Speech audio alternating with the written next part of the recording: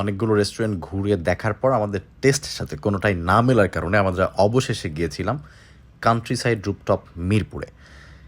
রেস্টুরেন্টটার ডেকোরেশনটা খুবই সুন্দর, অনেক সুন্দর করে সাজানো, লাইট এবং অন্যান্য গাছপালার কারণে সন্ধ্যার সময় দেখতে খুবই ভালো লাগে। আমার মা আমার ভাগিনা বসে এনজয় করছিল ওয়েদারটা।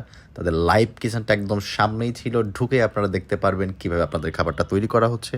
পাশেই কাউন্টার, পে ফার্স্ট অপশনটা ছিল আমরা বাইরে অথবা ভেতরে বসে খেতে খাই। আমরা সবাই বাইরে বসেছিলাম যেহেতু আমার ওয়াইফের বার্থডে ট্রিট ছিল এটা।